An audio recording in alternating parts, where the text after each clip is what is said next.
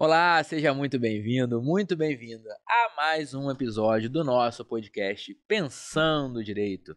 Eu e minha parceira, professora Daniela, aqui de novo, mais um dia, mais uma quinta, 19 horas, toda semana No YouTube. trazendo os temas jurídicos relevantes para vocês, discussões jurídicas, temas novos, novos conhecimentos, trazendo fatos de verdade, sem achismo, né, Dani? Exatamente. E já vamos falar logo de início que se vocês tiverem sugestão de tema, sugestão, indicação de participantes, manda pra gente e a gente traz pra cá. E se você que tá assistindo quer participar também, Sim. que às vezes tem muita gente assistindo, fala, já aconteceu, Queria. às vezes manda mensagem, poxa, queria tanto. ir, não, pô, manda mensagem pra mim, comenta aqui no nosso vídeo, manda direct, e vai ser um prazer receber aqui também. E a gente tá com a agenda fechada também, acho que até o fim Tá do bem ano quase cheio, já é. mas Mas a gente consegue, a gente Marvá. consegue, a gente consegue. E hoje estamos recebendo o nosso querido professor Alexandre França. Seja muito bem-vindo ao nosso Obrigado. podcast. Demorou pra ele vir aqui, né? Demorou, mas chegou, né? É. Tô aqui agora. Obrigado pelo convite. A agenda dele lotada. Pois é. E hoje o Alexandre, que é criminólogo, né, vai falar com a gente sobre criminologia, prisão preventiva. A gente vai explorar ele bastante aqui pra gente entender por que as pessoas cometem crime. Sim. Por que o mundo tá assim? Será que vai conseguir responder? Se for isso, acho que eu já vou embora, porque pra responder isso tá difícil.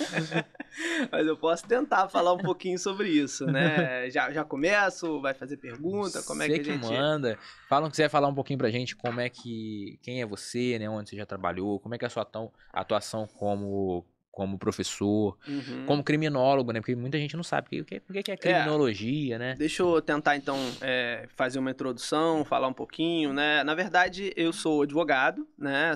Tenho formação em Direito, me formei pela UERJ em 2005, né? Já tem algum tempo aí, né? E depois fiz mestrado e doutorado na UF, né? Eu fiz o mestrado e doutorado num programa que é interdisciplinar, né? Que é um programa de pós-graduação em Sociologia e Direito, né? E nesse programa eu tive a oportunidade ali de trabalhar ou de começar a ter um olhar um pouco mais aprofundado sobre a questão criminal, né? Eu tive aula no mestrado com a professora Vera Malaguti Batista, que é uma socióloga, criminóloga, uma pessoa que pesquisa muito na área de direito penal, de criminologia, então eu pude aprender muito ali com ela e principalmente um olhar crítico, né, sobre a questão criminal, sobre a maneira como a gente trata a questão criminal, né? E, né, eu sempre brinco que desde o mestrado eu entrei para o crime, né, e não saí mais dele, né, de trabalhar com esses temas, de estudar isso, tanto no mestrado quanto no doutorado, onde eu pesquisei história da criminalização por drogas, né, no Brasil e na América Latina. Então, busco sempre me aprofundar nesse assunto, né? Sou professor também, dou aula aqui na FOA, né? Aqui na FOA estou dando aula de sociologia, de outras matérias também, mas dou aula de criminologia, de processo penal também, então trabalho um pouco nessa área aí e já estou há alguns anos tentando entender um pouco mais profundamente a questão criminal, né? Por isso que eu brinquei um pouco com vocês, que se fosse para dizer tudo, para explicar sobre tudo, acho que eu já podia ir embora, porque até hoje eu estou tentando entender, né? E uma das coisas que você até perguntou, Alan, né? E que é uma pergunta que a gente sempre escuta muito, é que essa coisa, o que leva uma pessoa a cometer um crime, né? O que leva alguém a cometer um crime, e esse foi um dos grandes, talvez, equívocos das teorias, né? Da área da criminologia, que talvez num desejo ou num afã muito grande em buscar as causas da criminalidade, né, acabaram se perdendo um pouco na figura do crime, na figura do criminoso, e muitas vezes acabaram naturalizando a questão criminal e o crime, né, como se o crime fosse algo como uma mesa, um microfone ou um copo, né, como se fosse algo natural, ou que tivesse presente ali na natureza, né? Então eu tenho um pé de crime, um pé de direito penal, e a gente precisa voltar um pouco atrás para a gente analisar e para a gente pensar um pouco sobre a questão criminal, para a gente entender que o crime é um fenômeno social, né? Ele é um fenômeno social, histórico, político, né? E não existe um crime ou pelo menos uma conduta ali que seja crime em toda a história ou em todos os momentos da humanidade. A própria maneira de lidar, né, com o ato humano, né, lidar com isso como um crime ou como uma outra maneira, isso tudo varia muito de momento histórico para momento histórico. Então, a gente precisa olhar um pouco, né, para a história, olhar um pouco para o passado, para que a gente possa ter uma uma visão um pouco mais profunda sobre a questão criminal, né? A partir do momento em que a gente naturaliza, né, o crime e vai buscar um pouco essas causas da criminalidade, a gente muitas vezes acaba com leituras muito psicologizantes, né? E tentando entender o que que faz uma pessoa, né? E isso já produziu várias teorias que trouxeram uma série de problemas para a gente, né, e para a sociedade. Desde lá do Lombroso, que ia buscar as explicações sobre o crime no rosto do criminoso, né? Então a pessoa que tinha o olho mais longe do outro, o nariz ali de o um lado bandido, e tal, né? né? Criando esses estereótipos criminais, até teorias hoje que vão buscar levar de fora para dentro, né? Então, se não é o rosto que define, mas é uma enzima dentro do corpo, alguma coisa que leva a pessoa a delinquir, quando na verdade a gente tem uma definição que ela é social e histórica, né? Então, como é que eu vou buscar explicações biológicas para algo que é social, que é histórico, que é construído em sociedade ou em cada sociedade, né? Então, a gente precisa olhar para a questão criminal, né, e se preocupar com ela, claro, mas olhar para ela com uma profundidade maior do que a gente vê normalmente, né? E é engraçado isso, né? Porque a gente vê isso muito nos alunos, né? E no curso, no dia a dia, né? Que é essa coisa, às vezes, do aluno chegar na faculdade com aquela imagem de filme, né? Sim. De série, né? Porque você abre hoje um streaming desses, seja qualquer um deles, não vou falar nome aqui, porque eu não sei se pode, se não tem que fazer publicidade e tal.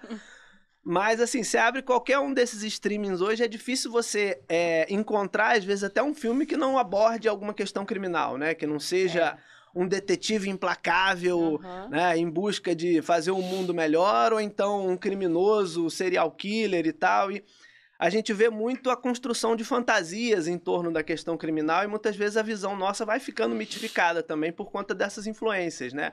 Então, às vezes, a gente vê muito as pessoas em geral, né? Mas os nossos alunos, às vezes, principalmente os mais jovens, né? Que chegam, às vezes, com aquela cabeça, não, porque eu quero trabalhar com investigação criminal, né? Eu quero fazer igual nos filmes, que tem um crime, a pessoa já chega toda paramentada, né?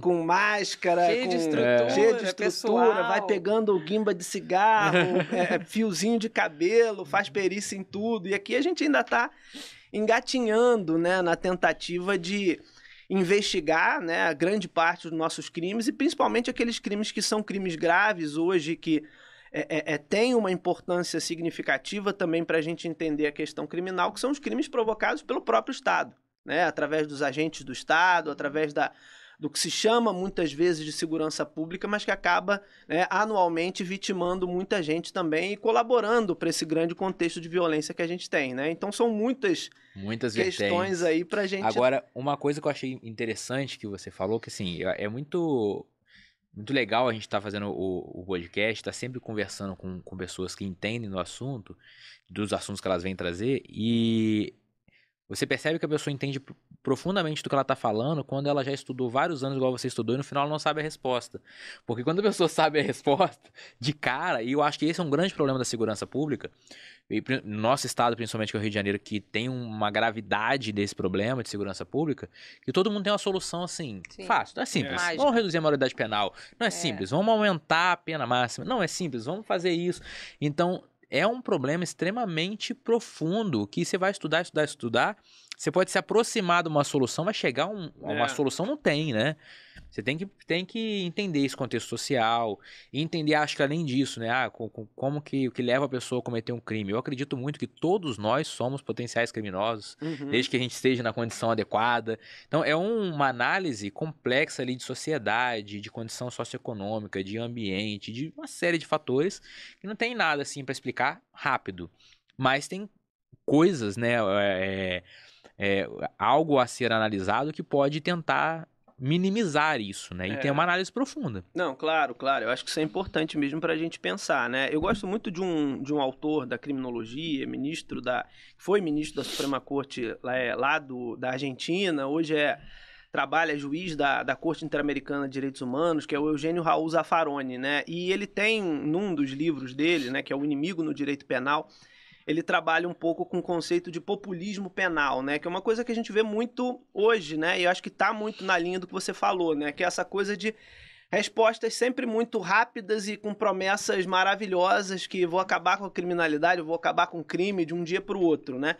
E é curioso a gente olhar que todas essas propostas, normalmente, elas passam pelas mesmas linhas, né? Que é aumentar o rigor penal, aumentar a pena, né? Então, eu vou, preciso aumentar a pena para esse crime, vou criar mais crime, vou reduzir a maioridade penal. E todas essas propostas, ou a grande maioria delas, nunca ou dificilmente vão se basear em estudos, em pesquisas que possam dizer que elas, de fato, têm alguma possibilidade de produzir algum tipo de efeito, né? E, na verdade, o que a gente vê é exatamente o contrário, né? Porque até hoje eu nunca vi, pelo menos, nenhum estudo seguro que possa garantir pra gente, por exemplo, que aumentar a pena faz diminuir a incidência daquele crime. Até porque ninguém fala assim, vou cometer esse crime aqui porque ele tem só 10 anos. É de boa. Vou fazer esse que tem 5. Exatamente. Ninguém escolhe cometer um crime mas agora pena dele. Então... eu fico pensando assim, você acha que... Eu costumo sempre fazer essa brincadeira, às vezes, em aula, né?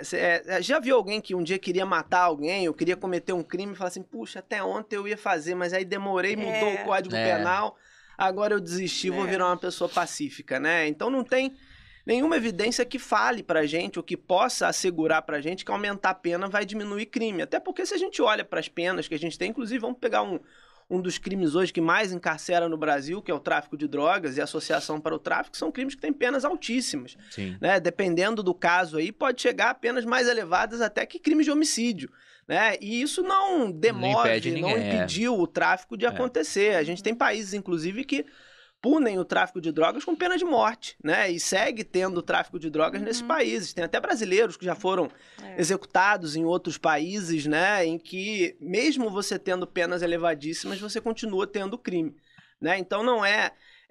a gente não pode acreditar. Não é isolada, né? Exatamente. Só da pena. É um contexto e é uma série de medidas que acompanham. E eu acho que esse é um grande problema. Talvez aumentar uma pena de um crime resolveria. Talvez reduzir a maioridade penal resolveria, se fosse acompanhado de uma série de questões. Talvez nada disso resolvesse se as outras questões acompanhassem. Então, vou aumentar a pena de um crime, mas a eficiência policial de investigação não acompanha. A capacidade da polícia de solucionar crimes não acompanha. Não adiantou nada. Né? Você, vou ter uma pena de morte se eu cometer tal crime, mas se eu não for pego, não vou cometer. E assim, e a conscientização e educação da sociedade também, né? Porque eu acho que o que você tinha falado, ninguém resolve, vou cometer um crime. E quando você está próximo de uma solução, uma possível solução, talvez aquela possível solução nem vai adiantar de mais nada, porque a evolução da sociedade mudou e a cabeça das pessoas são outras e o entendimento com relação àquele crime é outro. Então, eu acho que isso tem que caminhar junto, como você está falando. Mas a gente tem que ter esse olhar também, né? As pessoas são conscientes das coisas? Elas sabem que aquilo é crime? Porque é muito fácil a gente falar de homicídio, falar de lesão corporal, mas são N crimes, né? E todo mundo tem conhecimento desses crimes. Então, eu acho que é um pouquinho de cada coisa e que realmente até hoje não tem solução. E nem tem como comprovar o que dá solução e o que não dá, porque são tantas coisas isoladas, saindo do crime igual no Rio de Janeiro, que instalaram as UPPs. O UPP deu certo, não deu certo? Não sei, jogaram o UPP lá e não fizeram todo o contexto em volta. Não dá pra saber se dá, se não dá, sabe? Aumentar a pena dá certo, não dá? Não dá pra saber, porque o amparato de estrutura que precisa não acompanha, né? E a gente tem algumas questões aí também que são importantes pra gente pensar e pra gente refletir, né? Eu trabalho muito com duas escolas, né? Porque quando a gente fala em criminologia, é preciso a gente entender também que não existe uma criminologia, né? A criminologia é uma área de estudos, um campo de estudos, e dentro dela você tem criminologias, né? Assim como o direito, né? Em qualquer ramo do direito aí eu tenho áreas, eu tenho posicionamentos, eu tenho maneiras de olhar, de ver um problema, né? E muitas vezes, né, a maneira que eu olho para um problema vai me trazer reflexões completamente diferentes sobre aquela questão. E eu gosto de trabalhar muito com duas escolas mais críticas da criminologia, né? Uma delas é o rotulacionismo, né? Ou labeling approach, né? Que é o nome mais, enfim, em inglês ali da corrente. E tem a criminologia crítica também, que são duas escolas que vão sair um pouco do olhar para a questão criminal, focado numa questão que a gente vê muito falar, que é a questão da criminalidade, né? Como se fosse um dado ou como se fosse algo objetivo. E o que essas escolas vão buscar fazer é voltar um pouco atrás para tentar ou para conseguir estruturar um processo de repolitização da questão criminal. E não politização de polarização, nada disso, mas entender o fenômeno criminal como um fenômeno político.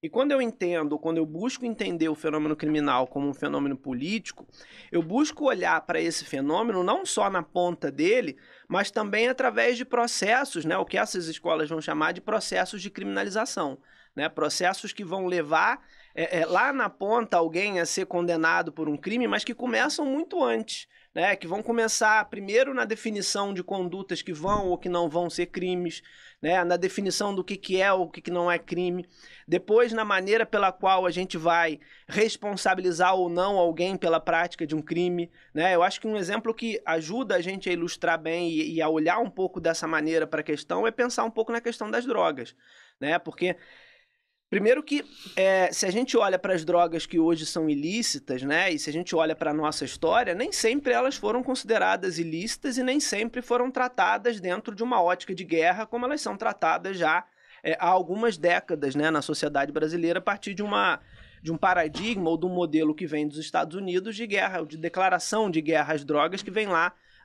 final da década de 70, início da década de 80, que quando ela é de fato declarada ali pelo Ronald Reagan, né, em 82 nos Estados Unidos, né, e que exporta esse modelo para fora de tratar essas drogas a partir de uma lógica de guerra, que é uma lógica de guerra que, se a gente for pensar, né, no cálculo entre uma coisa e outra, é uma lógica de guerra onde as drogas têm vencido, né, a guerra há muitos anos, né, porque se a gente olha de 40 anos para cá, o que a gente tem é aumento da produção, aumento do consumo e aumento da violência também na repressão, sem que a gente consiga nenhum resultado, né? Ou nenhum resultado prático. Desde que começou a se tratar com essa lógica de guerra, a gente só vê aumentar um problema. E se a gente olha para trás, né, nem sempre na história do Brasil foi assim, né? E eu vi muito isso na minha pesquisa. A gente chegou até a década de 20, mais ou menos, a ter propagandas de cigarros, né, de maconha em jornais de grande circulação, quando você não tinha uma legislação mais específica contra isso, né? E é importante a gente olhar um pouco para isso para a gente entender um pouco esse processo de criminalização, né? Ou seja, como é que eu defino uma conduta como crime e, mais do que isso, como e quem eu responsabilizo pela prática dessa conduta, né? Porque se a gente olha para a população carcerária brasileira, né, a gente vai ver um movimento que é muito interessante da gente olhar para a gente comparar ao longo dos anos, né? Então, se a gente vai para a década de 90, por exemplo, a gente tinha uma população carcerária de 90 mil pessoas. E quando a gente corta para hoje, 2025, né, embora os dados, né, cada fonte de dados vai dizer um número diferente para a gente, né? Isso também é uma coisa importante para a gente pensar, né? Ou seja, o nosso país não consegue sequer saber exatamente quantas pessoas estão sob custódia do sistema carcerário ou prisional brasileiro, né? Então você vai ter dados do CNJ, do RELIPEM, do Anuário Brasileiro de Segurança Pública, mas isso vai gerar em torno aí hoje talvez de 800 mil pessoas presas, ou seja, eu saí de 90 mil para 800 mil, né, sem que eu tivesse o aumento de qualquer tipo de sensação de segurança, né? Ou seja, então é interessante a gente pensar nisso, porque a prisão, o direito penal, eles muitas vezes são vendidos e prometem coisas que eles acabam não entregando ou não cumprindo, né? Porque a gente precisa olhar para a gente entender também, né, dentro dessa população carcerária, quem está preso, né, por que crime está preso, né? Porque se a gente vai olhar para quem está lá hoje, a grande maioria ali é de jovens, né, com baixa escolaridade, né, vindo de camadas mais pobres da população. Quase 70% dessa população é formada por pessoas negras, né, e 70%, ou quase 70% também do grosso dessas pessoas que estão hoje presas no Brasil, estão presas por 3 crimes, né, basicamente 3 crimes, que são os crimes de roubo, furto e crimes relacionados à droga, né, que é o tráfico e um que vem sempre junto ali na maioria dos casos, que é o crime de associação para o tráfico, que sempre esse acaba roubo somando. e esse furto acaba tendo o reflexo, em grande maioria, do tráfico de drogas também, né? Sim, não o roubo e o furto geralmente acompanha ali ou o tráfico, associação, ou para o consumo, né? Tá tudo mais ou menos englobado ali, 70% ao tráfico, né? Não, e é interessante a gente ver porque a gente tem hoje uma grande população carcerária que está, em tese, né, presa, se a gente for olhar, né, por crimes que são crimes talvez de não tão potencial ofensivo, porque quando a gente pensa na questão da segurança, na questão, né, do que passa ou não pra gente segurança, a gente sempre vai pensar homicídio, né, e tal. E isso não representa 10% da nossa população, embora o Brasil seja um país que comete muitos, né, onde a gente tem muito homicídio, né? E a gente tem um judiciário inflado, um sistema carcerário inflado com pequenos delitos, né, que são delitos patrimoniais de uma certa maneira, dentro de uma sociedade desigual, também como a nossa, e o judiciário acaba não tendo nem tempo e espaço para processar, investigar e julgar os outros crimes que talvez fossem crimes mais graves. Não que esses não sejam, mas que talvez fossem crimes que precisassem de uma investigação, né? Então, aquilo que às vezes a gente vê, né, em filme e tal, isso praticamente não vai existir no Brasil, fora alguns casos mais midiáticos, né, em que chama atenção ou vai para a imprensa, ou alguém famoso sofre alguma violência. A regra, né, é a gente não ter uma investigação, né? A gente não ter. Então, o judiciário acaba muitas vezes trabalhando em cima de estereótipos, né? Ou seja, aquela pessoa que se adequa a um estereótipo que a gente, né? O Brasil, um país que tem uma estrutura racista, que tem um passado escravocrata, vai produzindo, né? E tanto no momento da escravidão quanto no pós-escravidão, a gente vai ver, por exemplo, teorias, inclusive pela área do direito, né, que vão buscar inferiorizar os negros, que vão buscar associar os negros ao cometimento de crimes, né? Então a gente vai vendo como é que vai sendo construída uma estrutura, né, racista e como é que isso vai se produzindo e reproduzindo no nosso poder judiciário e na nossa maneira de olhar para a questão criminal, né? Tanto é que se a gente olha hoje para aonde é o foco da repressão de crime hoje, é sempre nos lugares de comunidade, locais mais pobres, né? Como se não existisse crime ou tráfico de drogas na Barra da Tijuca, né? Em um condomínio de luxo, né? Só que é criado um olhar para associar, né, a cor da pele e a classe social ou a condição financeira a uma maior propensão de cometer crimes, né? Então a gente tem todo um aparato estatal voltado para realizar operações que muitas vezes são operações violentas, que trazem uma série de danos ali para a comunidade, né? Morte de pessoas inocentes, impossibilidade das pessoas saírem para trabalhar, irem para aula e tal, né? E isso é vendido como uma falsa ideia de segurança pública, né? Então a gente vai criando um círculo vicioso, né? Eu acabo sempre prendendo as mesmas pessoas, cada vez prendendo mais, sem que isso consiga refletir em nenhum tipo de melhora da segurança pública e da vida das pessoas. E quando a gente vai ver as pessoas que vão, ou as vozes que vão se levantar para pedir alguma coisa no sentido de melhorar ou não a questão criminal, vão ser sempre as vozes que vão reproduzir as mesmas coisas, né? É mais pena, é mais punição, é uma polícia mais violenta, é mais truculência em determinadas áreas e um tratamento diferenciado em outras, né? Então são várias questões aí para a gente refletir. E se isso não tá dando certo até aí, né, que até o momento da prisão, se não tá funcionando, quem dirá a partir daí, né? Porque a função da prisão não é prender, né? A função da prisão é restringir a liberdade, ressocializar e essa pessoa ter uma reconstrução de vida. Se até prender já não deu certo, daí pra frente esquece. Que é a realidade do sistema carcerário, né? Divisão dos presídios por facções e cometimento de crimes dentro do próprio presídio. E aí uma estrutura sistemática que já existe dentro do presídio que nada vai favorecer que aquela pessoa saia do crime, que ela se ressocialize de forma alguma, né? Exatamente. E a gente vê, né, o próprio sistema prisional, o próprio STF já declarou, né, o sistema penal como um estado de coisas, o sistema prisional, né, como um estado de coisas inconstitucional, onde a gente tem corriqueiramente a violação de direitos, né, violência contra as pessoas que estão presas, alimentação inadequada, superlotação, falta de acesso à saúde, falta de acesso à educação, a trabalho, né, que era alguma coisa que a gente poderia ter como uma tentativa de, vamos pelo menos dar um tratamento digno para essas pessoas, né, e, enfim, tentar fazer com que elas tenham ali alguma possibilidade de ter um estudo, uma profissão, alguma coisa, mas nada disso sai do papel e da teoria, né? Se a gente vai ver os dados recentes que saíram, né, no Anuário Brasileiro de Segurança Pública, que fala sobre trabalho em presídio, educação em presídio, é ínfima a quantidade de presos que consegue acesso a esse, né, que até chamam de benefício, quando na verdade é um direito desses presos, né? Então, esses dias eu até vi uma proposta de um parlamentar, que eu nem me lembro o nome agora, né, a proposta dele era no sentido de mudar a maneira como a gente tem hoje a comutação de pena, né? Então a pessoa hoje trabalha 3 dias e ela consegue tirar um dia do que ela tem para cumprir, e ele queria aumentar esse prazo, né? Ou seja, então, é uma ideia que é baseada exclusivamente numa fantasia, né? Como se houvesse trabalho dentro do presídio. Ou seja, primeiro talvez ele pudesse tentar ir numa linha de garantir que exista o trabalho no presídio. Depois ele vai pensar em quantos dias ou não, mas a gente fica, né, um pouco preso nessas fantasias e nessas são ficções, pessoas que não né? têm um conhecimento, né, do que acontece de fato lá dentro e fica nas fantasias. E traz muita proposta, eu vejo na segurança pública,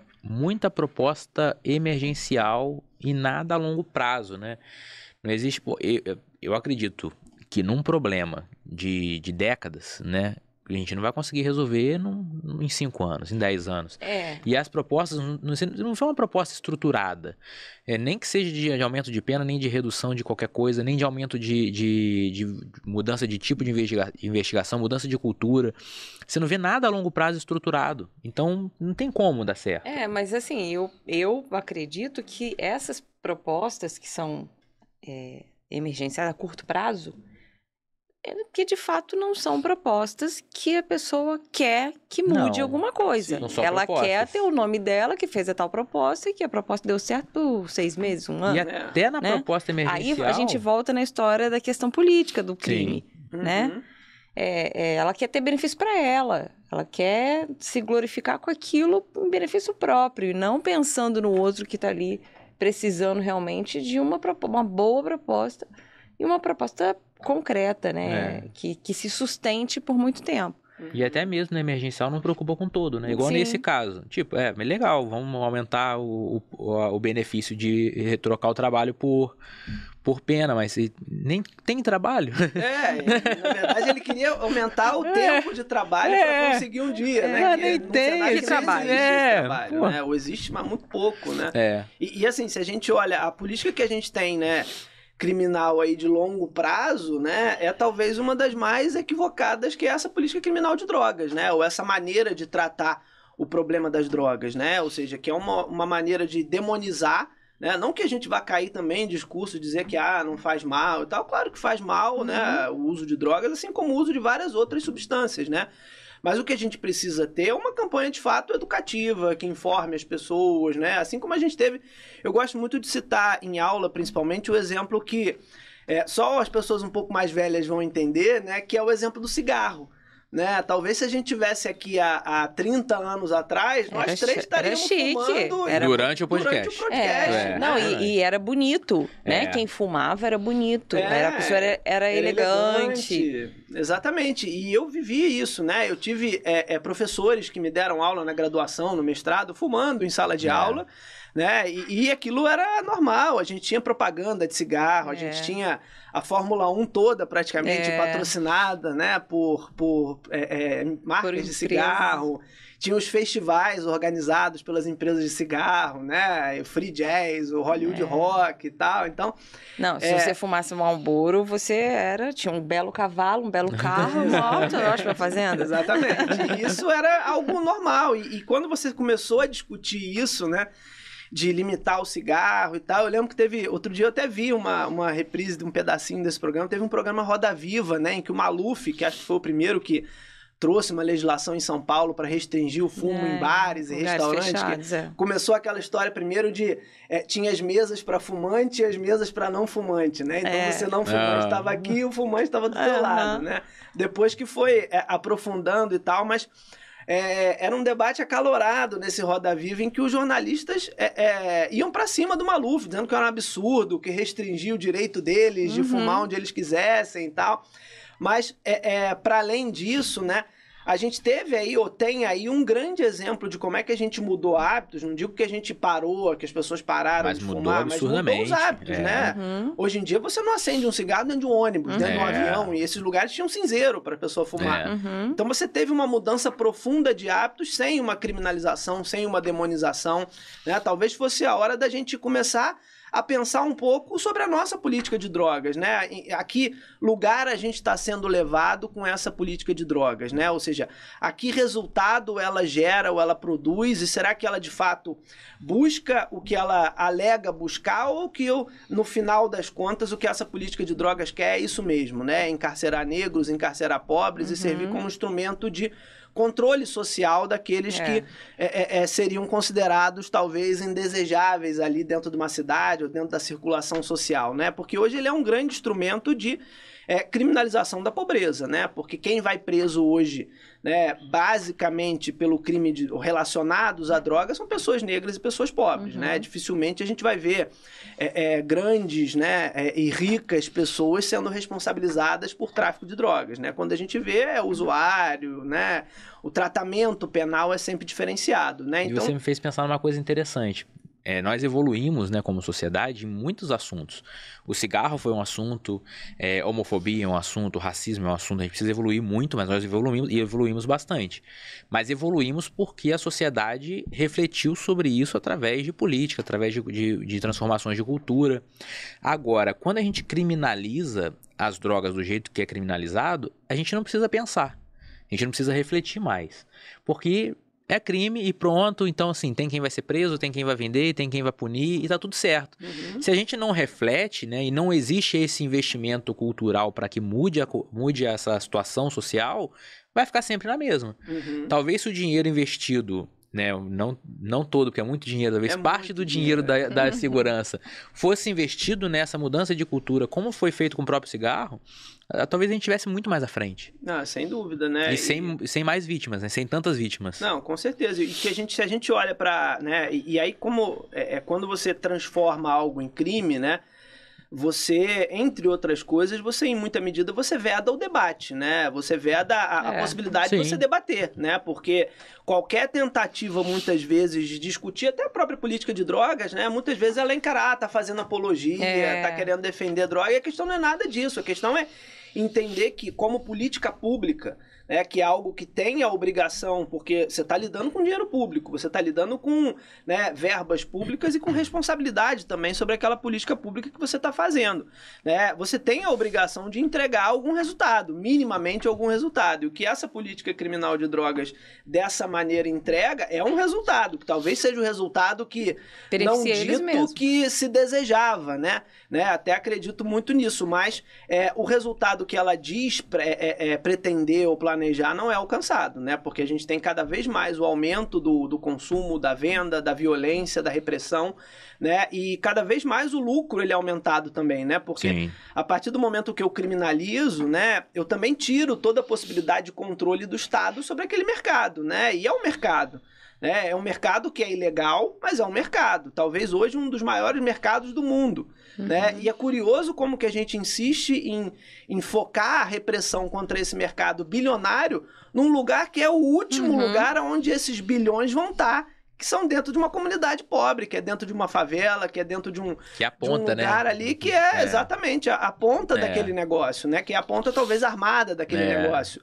Mas aqueles bilhões de dólares ali que são movimentados todo ano não estão ali debaixo de um colchão de um traficante numa comunidade, né? Então, assim, a gente dirige a repressão para onde se estruturou na nossa história pensar que é o foco da criminalidade, né, por conta do desenvolvimento de todas essas teorias que vão dizer que porque é o ambiente que produz o criminoso, porque é o status, uma determinada classe social, então a gente volta toda uma repressão para um lugar, o negócio continua existindo, continua muito lucrativo, né? E aí cada dia a gente vê notícias diferentes. Porque hoje a polícia prendeu o maior traficante de não sei aonde. Agora não sei quantos traficantes foram assassinados por uma operação policial. O maior traficante não tá ali. Isso não faz nem cócegas no negócio, porque ele continua existindo, a demanda continua existindo, né? E aí a gente volta toda uma política criminal, né, para esses lugares, né, que acaba tornando muitas vezes a vida das pessoas ali, né, que em sua grande maioria são pessoas trabalhadoras, são pessoas que estão trabalhando todos os dias, estão, né, no corre aí da vida delas para sobreviver, e que são também vitimadas por conta dessa política, porque são criminalizadas, são confundidas com bandidos, são tratadas dessa maneira por essas ações do Estado, né? A gente até teve recentemente um momento importante ali de debate, de discussão, que foi a DPF, que foi discutida no STF, que foi a DPF 635, né, que ficou conhecida ali como a DPF das favelas, né, onde desde 2019 a gente vem travando essa discussão sobre a limitação das operações policiais, e não limitação de impedir que as operações policiais ocorram, mas para que, como políticas públicas, elas também obedeçam regras, né, de estrutura, de forma de se desenvolver, e inclusive regras também de respeito aos direitos humanos, né, porque o que a gente vê corriqueiramente acontecer nessas comunidades são operações violentas, são mortes provocadas por esses confrontos, são pessoas que são impedidas de ir para aula, de ir para a escola, de fazer qualquer coisa no seu dia a dia e que ficam acuadas em casa, né, sob tiroteio, né, numa falsa ideia que é vendida de segurança pública. Então, desde 2019 que essa ação foi impetrada ali no STF, isso ficou em discussão, chegou a haver uma liminar, né, do STF, do ministro Fachin, na época, que trouxe algumas exigências ali para a realização dessas operações policiais, né? Até algumas vozes contrárias diziam, porque isso impediu as operações de acontecerem e tal, e de 2019 para cá a gente tem alguns dados que vão dizer que a gente teve mais de 4.000 operações policiais realizadas no Rio de Janeiro durante a vigência da DPF, então assim, ela não impediu a realização dessas operações, o que ela fez foi tentar minimamente, através dessa ação, criar regras, né, para que essas operações pudessem, de fato, acontecer. Né? Regras que fizessem com que elas respeitassem direitos humanos, evitassem, né, a realização dessas operações em horários de saída e de entrada de trabalho, enfim. Algumas regras mínimas para que elas pudessem existir e não serem esse instrumento ali de praticar violência sem conseguir nenhum tipo de resultado prático, né? E uma questão interessante, né? Um dos argumentos, fazendo de novo a analogia com cigarro, dos argumentos mais que são falados como forte para poder não se tocar nesse assunto de talvez conscientizar ou liberar ou legalizar as drogas é a saúde pública, né? Porque se pensa que se a gente vai regularizar isso, todo mundo vai usar, a saúde pública vai ficar um caos. Mas o cigarro e o álcool também causam dependência psicológica, dependência química. Traz o caos também do mesmo jeito. Também, e você não vê, lógico que existem casos de dependência, mas você não vê um surto de dependência, né? Lógico que tudo tem que ser feito de forma estruturada, né? Tipo, a partir de amanhã não é mais crime, você pode usar o que você quiser. Obviamente que não vai dar certo. Mas trazer essa conscientização aí de forma estruturada, talvez eu acho que seja um caminho que nunca foi tentado e talvez seja o único, né? Nem vai. Porque assim, né, a gente tem essas fantasias que são criadas porque a gente vem num processo histórico de demonização dessas drogas e dessas substâncias. E sobre o que nós falamos sobre o pensar, eu nunca observei, nunca identifiquei nenhuma campanha estruturada, nenhuma ação de longo prazo de não consumo de drogas. É sempre uma ação mais ou menos voltada à criminalização mesmo, assim, droga mata. É isso. Agora, olha outras ações estruturadas, como é que consegue funcionar o próprio cigarro, de botar sempre aquela imagem feia atrás do cigarro. Não tem ainda, não sei se tem.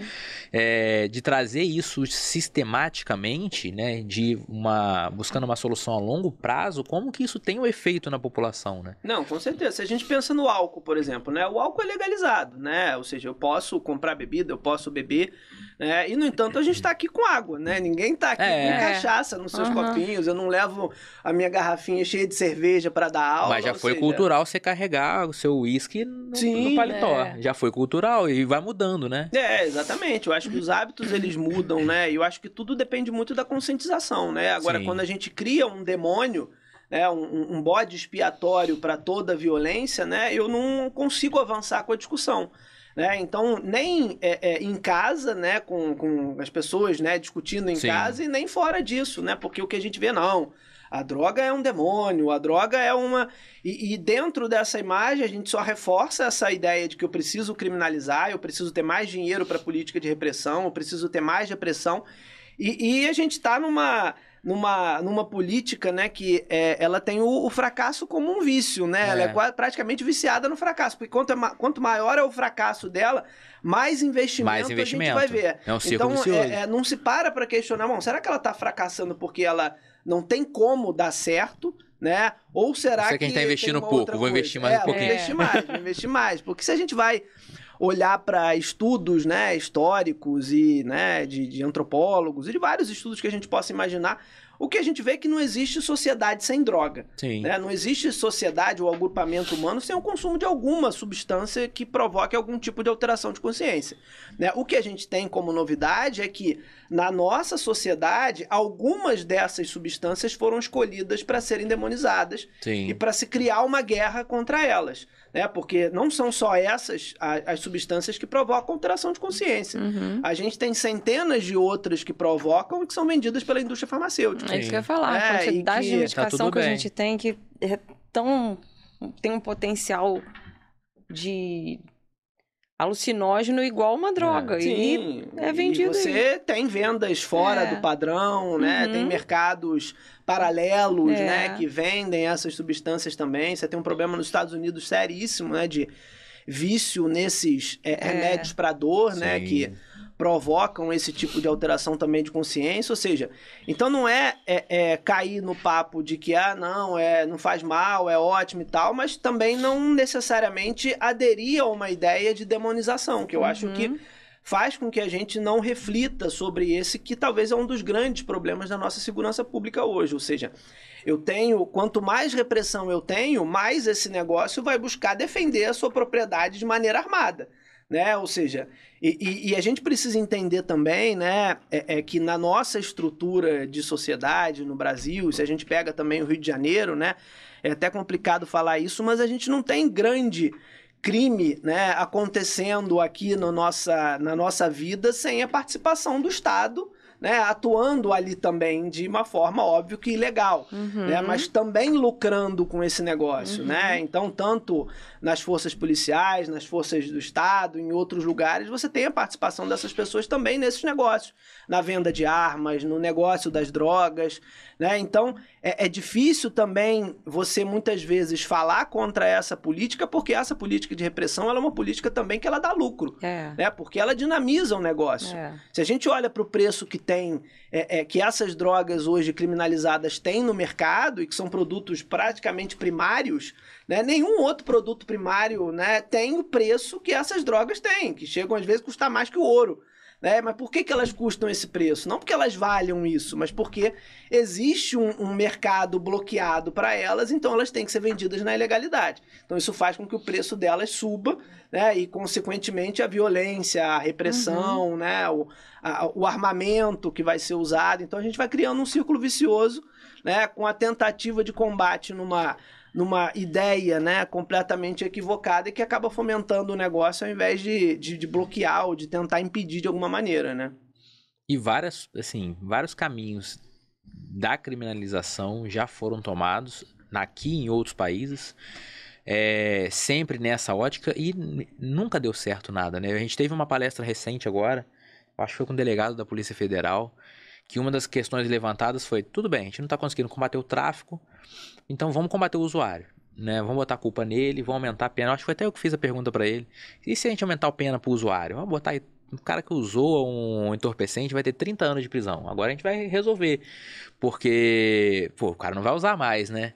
E aí ele trouxe um estudo de um outro país que fez isso e não deu certo também, do mesmo jeito. Então, assim, não é a questão da repressão, seja para quem faz o tráfico, quem comercializa de forma ilegal, para quem está consumindo, nada tá funcionando.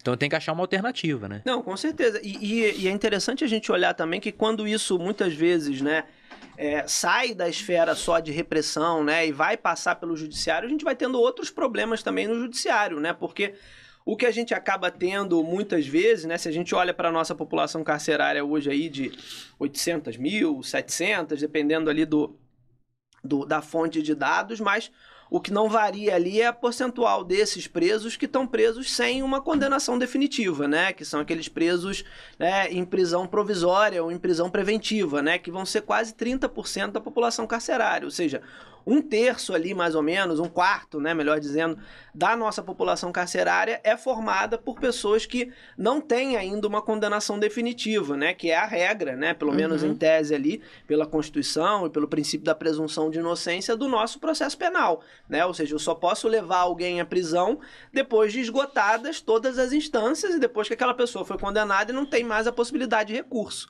né? O que a gente vê hoje, né, é uma ampliação muito grande do Instituto da Prisão Preventiva, né, que tem uma natureza cautelar, ou seja, tem uma natureza de, em alguns casos excepcionais, eu buscar ali encarcerar alguém porque aquela pessoa traz algum tipo de risco à liberdade dela, né, então havendo ali a certeza do crime, né, e um indício suficiente de autoria, né, caso essa pessoa represente um risco, eu posso, né, através de um pedido do Ministério Público e decisão do juiz, decretar uma prisão preventiva, mas o que a gente acaba vendo é um excesso dessas prisões preventivas e muitas vezes sem um embasamento nos fatos, né, porque imaginando essa quantidade enorme de processos, a gente muitas vezes o que a gente não tem é um processo de fato, uma investigação, né? Então acaba que a gente vai tendo uma sequência de carimbos ali, né, no passar ali daquele sujeito pelo judiciário, né? Então o policial que prende diz, olha, eu prendi ele aqui porque ele é traficante. Chega na delegacia, ninguém investiga, reproduz só a fala do policial que conduziu a prisão. Vai para o judiciário, o MP também não pede diligência, não faz investigação, reproduz o que se falou, o juiz vai lá e reproduz o que primeiro falou e condena aquela pessoa. Ou seja, eu prendo a pessoa, digo assim, olha, judiciário, essa pessoa aqui é acusada de ser traficante, né? Como é que eu provo que essa pessoa é traficante ou não? Eu investigo, eu aprofundo a investigação? Não, eu pego a palavra do policial e uso ela como prova. Não que o policial, a gente deva partir do pressuposto que esse policial está mentindo, claro que não, mas é preciso que eu investigue para saber, raso, né? Que de fato aquela versão é verdadeira. E a gente tem hoje no Rio de Janeiro uma súmula, né, no Tribunal de Justiça do Rio que garante a possibilidade de condenação somente com base no depoimento policial, ou seja, o policial leva para a prisão dizendo a pessoa é traficante, e o judiciário, para produzir provas sobre isso, pergunta ao próprio policial que levou, né? Então a gente tem um círculo vicioso aí de não produção de provas e de um excesso de prisões preventivas que acaba aumentando, né, esse sistema carcerário, que a gente vai inflando ele cada vez mais com pequenos crimes ou com crimes que a gente poderia parar para discutir se de fato precisariam ou não ser tratados dessa maneira, e a gente não consegue combater, né, aqueles crimes que, de uma certa maneira, a gente poderia considerar como mais graves, como homicídio, como violência contra a mulher, como crimes sexuais, por exemplo, que a gente acaba não tendo investigação, não tendo aprofundamento nisso, né? Então, muitas vezes, é importante a gente falar isso, né, para a gente desviar um pouco dessa fantasia dos filmes, das séries, né, de que é todo crime que vai ser super investigado e tal, porque a realidade do processo penal no Brasil não é essa. A realidade é a gente não ter, na grande maioria dos casos, investigação e o processo ele ser basicamente tocado por uma série de presunções, de preconceitos, né, formados aí por essa visão que a gente vai construindo, né, de que é na favela e é na população negra que está o foco da criminalidade, então eu prendo todas essas pessoas, né? Não é à toa que se a gente olha para a população carcerária, a maioria dela é formada por negros e pobres, né, e jovens que estão ali encarcerados por conta desse modelo. E acaba sendo um problema que vai puxando o outro, né? A gente tem o problema da criminalização das drogas, que puxa uma quantidade de crime absurda, que acaba gerando um problema de não conseguir se investigar tudo, que gera um problema do judiciário encharcado, que gera o problema de, tipo, vamos encarcerar preventivamente melhor do que deixar solto. E porque essa pessoa pode acabar cometendo outros crimes. E aí o que você falou, uma questão importante sobre a investigação, é que as anotações criminais chamam uma atenção, né? Sim. E as anotações criminais sem a devida investigação podem ser muito perigosas. Você imagina uma pessoa que mora na comunidade e que ela sai da comunidade 3 vezes no momento que está ocorrendo operação policial e ela acaba indo para a delegacia sobre a mesma acusação do mesmo crime e ela talvez não estivesse cometendo esses crimes, mas ela tem essas 3 anotações lá que deveriam ser investigadas, ainda que não tenha chegado a uma decisão final, o processo, ela tá ali, ela vai para esse processo com as 3 anotações, né? Isso tem um peso, né? O cara mora na comunidade, ele já cometeu 3 crimes. Eu ia falar isso. Quando tem alguma coisa, ainda tem de forma equivocada. Né? Ainda tem isso. É o que você muitas vezes já falou, até a gente conversando mesmo, sobre o reconhecimento fotográfico, né? Então, assim, olhei a foto, olhei a pessoa, não é essa, e muitas vezes não é, né? Não, pois isso é muito complicado, né? Então, assim, pra que ter? Você tá punindo uma pessoa que não cometeu aquele crime, né? E aí vem vem o judiciário encharcado, a pessoa sendo presa, a revolta da família, e aí esse ciclo não vai ter fim nunca. Não, com certeza. Você imagina num cenário, né, que a gente tem hoje de dificuldade de todo mundo, né, mas principalmente de quem é mais pobre, né, de conseguir um emprego, né, de conseguir um trabalho. Você imagina quando você soma isso em uma passagem pela polícia. Como é que você explica pro seu empregador que aquilo ali foi uma injustiça, que você foi vítima? Será que a pessoa vai ter a boa fé de acreditar em você, ou ela já vai duvidar e já vai excluir do processo? Você mora dentro da comunidade, tá com uma anotação criminal. Não, já tem esse pré-julgamento. Mora dentro da comunidade, alguma coisa tem. Né? E aí, quando você ainda passa um tempo preso, né? O que você vai dizer? Esses 2 anos aqui, você fez o que? Não, eu tirei um sabático, né? Porque pra quem e pra quem tá de fora, não tem dimensão de como funciona, acha que quem vai preso é quem realmente cometeu o crime. Sim. Então, se você foi preso, você ficou o quê? 3 meses lá, é suficiente. Exatamente, alguma coisa. Alguma coisa. O juiz não ia te prender se você não fez nada. E eu já vi pessoas, assim, nessas situações, acusadas de crimes que elas não tinham nem passado perto de cometer, que depois de muito sacrifício, às vezes, conseguem sair de uma preventiva, mas troca ali por outra medida cautelar, que sai com uma tornozeleira. Como é que você consegue emprego com uma tornozeleira eletrônica?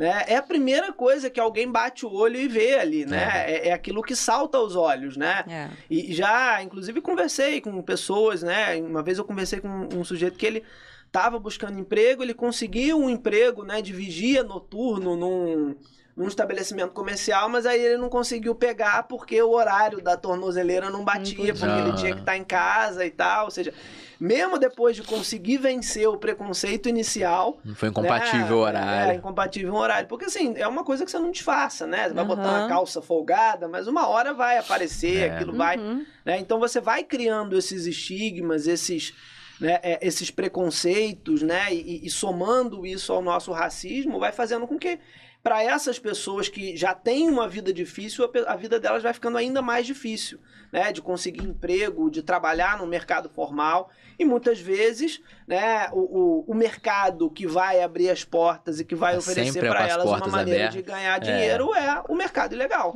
Né? Porque é também um mercado que recruta trabalhadores. Né? Que pessoas que estão ali ganhando seu salário para realizar um determinado trabalho, né, e que acabam indo para esse negócio, né, porque é um negócio muito lucrativo, só que não para quem está morrendo todos os dias na ponta desse negócio, né, ele é muito lucrativo para as pessoas que não aparecem, né, na vista, nos programas policiais, nos programas de televisão, mas que é quem está lucrando com esse negócio. E é muito interessante a gente falar abordar que, assim, não é questão de tipo, então não deve prender, então não deve ter a tornozeleira eletrônica, são meios necessários, mas necessários quando a gente tem uma efetividade da investigação. Tem certeza que quem está se prendendo, quem não está, o que a gente não tem hoje, né? Hoje, quando a gente olha a estrutura da nossa polícia investigativa, que é a polícia civil, estrutura tanto de pessoal, de agentes, quanto de estrutura pericial, não tem condições de dar conta dos crimes que são cometidos. Hoje, aqui na nossa região, nós temos, eu acho que 1 perito por dia para a região inteira de todos os crimes cometidos. Então, a gente tem 1.200 delegados federais para o Brasil, gente. Não tem cabimento. Não tem... Como que um país desse tamanho tem 1.200 delegados apenas? Não tem como dar conta, não tem como ser efetivo. Então aí acaba virando esse ciclo de problema atrás de problema para tentar resolver problema. E aí você vê a solução, as propostas de solução. Cria mais crime, aumenta a pena, ou seja, você só está inflando mais um sistema aumentando que já o problema. Inflado, né? E não se para discutir um pouco além disso, né? Ou além desse espectro de um programa policialesco que a gente sempre vai vendo sendo reproduzido, né? Ou seja, é mais pena aqui, é aumentar o rigor penal, é violar direitos humanos, que o que atrapalha é direitos humanos, né? Quando, na verdade, é o único freio que a gente ainda tem, em muitos casos, contra um poder exercido de maneira arbitrária ali, né? Ou pelo Estado, ou por outras áreas ali do poder estatal, né? Ou seja, e a gente identifica algo que em tese serviria para proteger as pessoas, né, ou para limitar o poder do Estado como se isso fosse um problema, né? E na verdade não existe, né, o respeito a esses direitos humanos nem no sistema prisional e também não na maneira como a gente hoje, né, pelo menos em tese, cria essa ideia do que é o combate ao crime.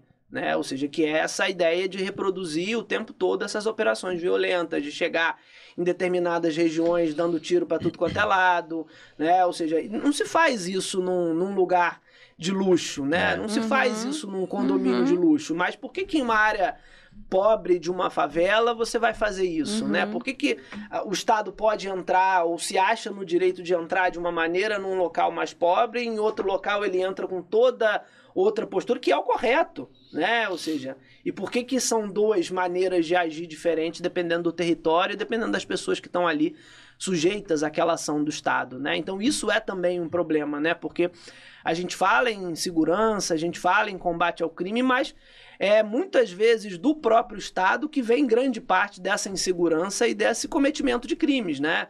O Rio de Janeiro, por exemplo, a gente tem uma série histórica aí, que foi um dos objetos também dessa ADPF, que a gente falou um pouco antes, que é uma média aí de mais de 1.000 mortes por ano provocadas pela polícia nessas operações policiais. Ou seja, então, é grande, né? É um número que você não vê em países que estão passando por guerras, né? E é um número que a gente, de uma certa maneira, corriqueiramente vem admitindo e vem aceitando, né? E não é um número distribuído ali democraticamente, né? É horrível falar isso, mas é um número que vai afetar principalmente uma população que é a mesma população que está encarcerada hoje no Brasil. E tem que ser uma ação de dois lados, né? Uma ação de controlar os agentes dos estados nas operações, mas controlar de uma forma que também não retire os seus poderes de agir, e também de conscientizar a população do seu poder, das suas formas de agir, de como você pode se empoderar, porque a atuação da polícia nas comunidades tem esse viés por conta do preconceito, mas também por conta da voz da população dali, né? Fazendo uma analogia besta, mas há muito tempo atrás, conhecia pessoas que faziam seguranças em boate, né? Na época que o boate era bombado. Né? E eles odiavam... leão de chácara que chamava antigamente, né? E eles odiavam fazer segurança em boate de classe média e classe média alta. E gostavam de fazer em boates de periferia, porque lá na periferia nunca dava problema. Por quê? Não podia fazer qualquer coisa, né? Na outra, todo mundo reclamava. É a mesma coisa. Se for num bairro de rico e entrar dando tiro, não vai dar problema. Mas, assim, a pessoa que tá lá sabe que ela pode reclamar, sabe onde reclamar, com quem reclamar, procurar um advogado. E vai ser ouvida. E vai ser ouvida, né?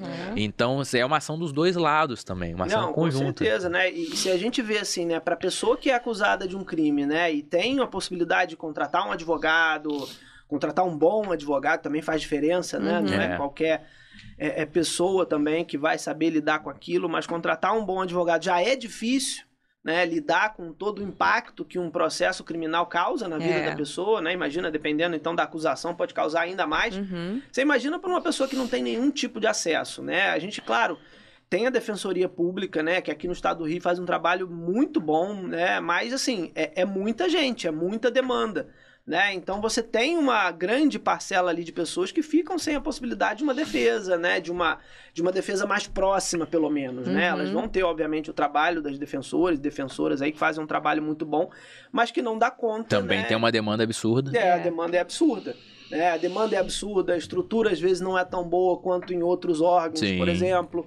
Né? Então você vai criando esse círculo vicioso, ou seja, pessoas que são construídas social e historicamente com um estereótipo de criminosos, são presas, não tem possibilidade de defesa, não tem condição de contratar um advogado e muitas vezes acabam condenadas, né? E vão passar aí anos da vida lá presas e a vida delas praticamente acabou, né? Porque é difícil imaginar como que a pessoa consegue sair bem depois de passar alguns anos no inferno, que as nossas prisões hoje, né?